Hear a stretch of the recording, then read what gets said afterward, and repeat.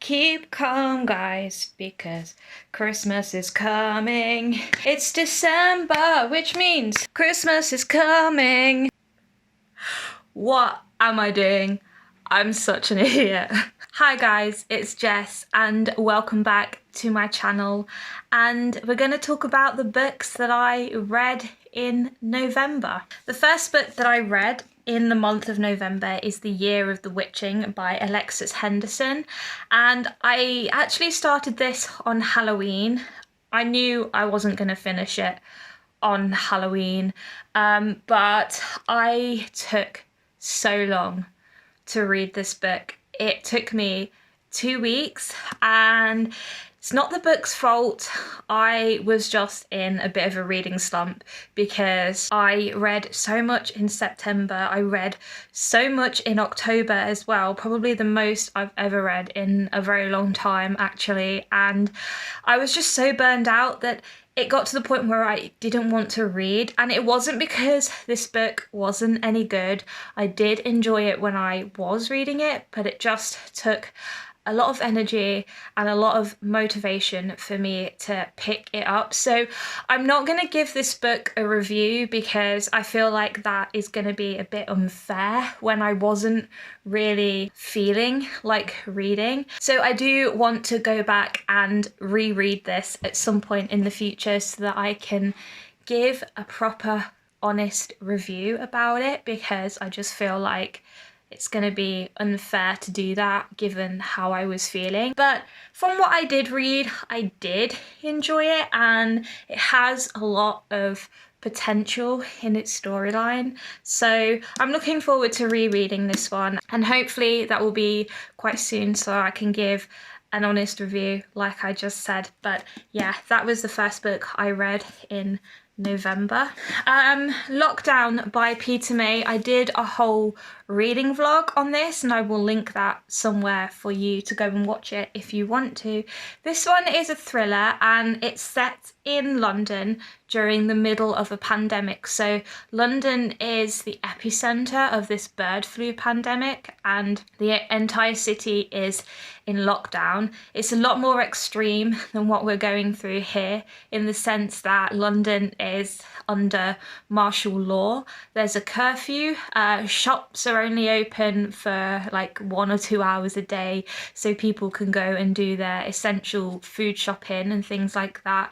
Only certain people can be out after the curfew, like emergency service workers, public service workers, people like that, but you have to have a pass, and the army are checking those passes. It is really strict, and it gets to the point that if you are caught out during the curfew, or if you are known or suspected to have the virus and you're out and about, they will just shoot you dead. So it's pretty extreme, and I have to say I wasn't expecting a lot from this thriller. I thought that it was just going to be your average run-of-the-mill thriller like most of them have been this year. I haven't read many really good thrillers this year, and I really liked the murder mystery element in this. There's this mystery surrounding these child bones. They find these bones of a kid in a construction site, something like that, and we follow this detective as he's trying to solve what happened to this child. And the twist at the end, I was not expecting. There were a few twists and turns in this book that were kind of predictable, but it didn't take away from the enjoyment of this story at all. And I gave it 4 stars. I really, really enjoyed it. And it creeped me out how close to reality this book is. And it was actually written in 2005 when the bird flu epidemic was happening. I remember that. I was quite young at the time. I would have been in primary school, but I don't ever remember it being as big as obviously what we're going through right now. But nobody would publish this book because they said it was unrealistic, and obviously 2020 happened and Peter May got his book published. So I would really recommend this one. It was quite a surprising thriller, I'm intrigued to read some more of this guy's stuff now. And just see what he's all about. Then I read these two books, which I read for another vlog, which I will link up here.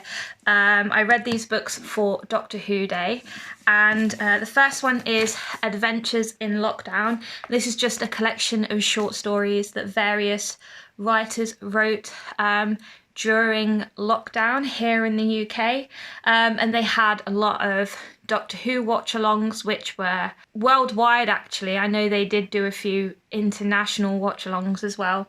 So some of these stories were written in conjunction with those watch-alongs, and then there are some in here that have just been written for the purpose of this book. But I really enjoyed this. It's a super quick read, perfect for any Doctor Who fan out there. Gave it 3 stars. And then I Am the Master, Legends of the Renegade Time Lord. Really liked this one, and I ended up giving it 4 stars. There were a few stories in this book that I didn't really care about, but there were some stories that were absolutely exceptional. The story at the end was a lot of fun, and there's a story in here all about the Master meeting Bram Stoker in Whitby, which I just adored. One of my favourite short stories from this book.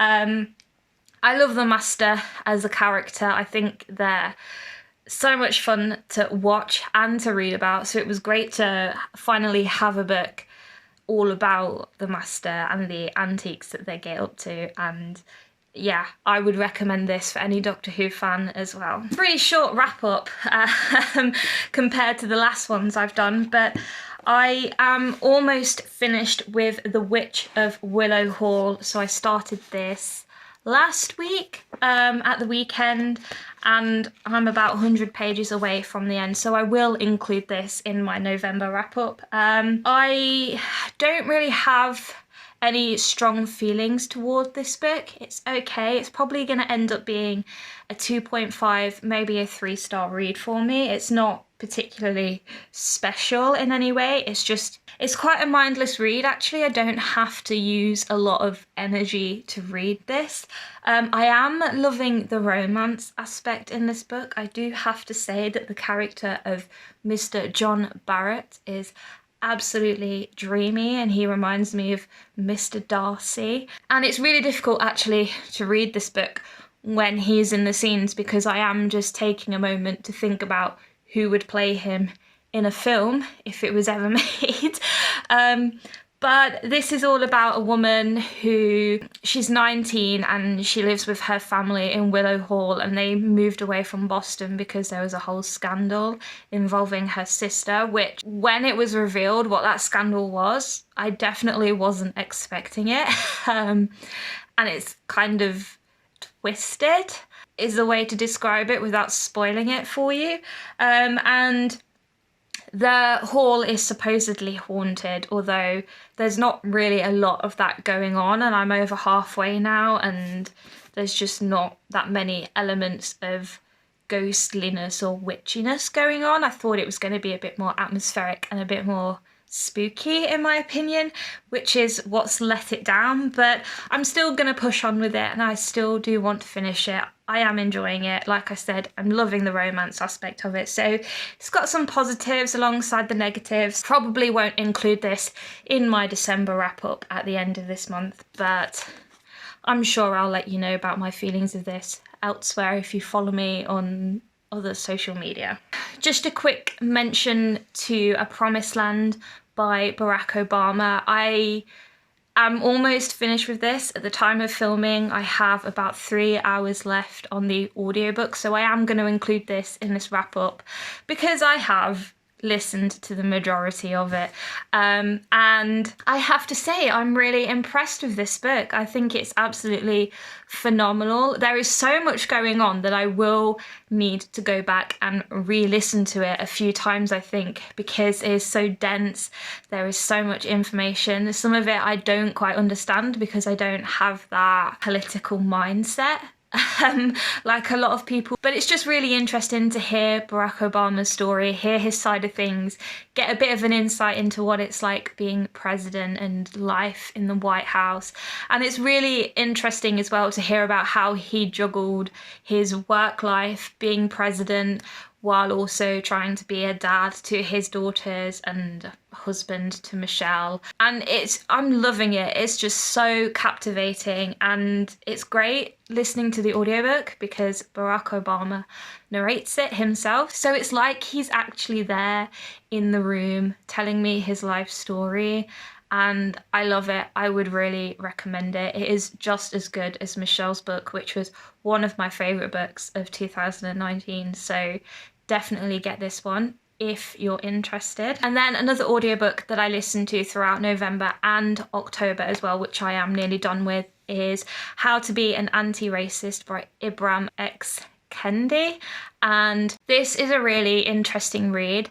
And again, there's so much going on in this book. There's so much information that I can't listen to it on a fast speed. I have to listen to it quite slowly because I just need to take in all of the information that's being fed to me. But this one talks about a variety of different topics and how those things affect white people's perception of people of colour, things like that. So it talks about politics, white supremacy, sexuality, gender. There's all sorts of different things that it talks about in this book, and I have learned so much, and it's definitely made me think about certain things in a different way. And I would really recommend this if you are looking for some good anti-racist non-fiction. It's probably going to be on the top of my list this year out of all of the books that I have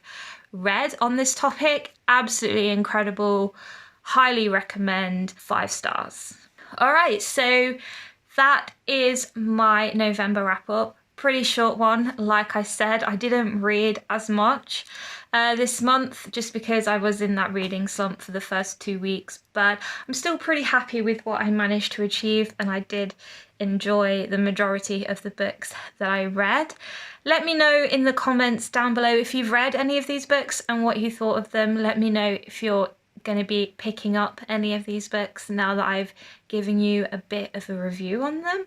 As always, please leave a cheeky thumbs up if you liked this video. Please subscribe to my channel so you can see more videos from me in the future, and I will see you all in another video very soon. Bye guys.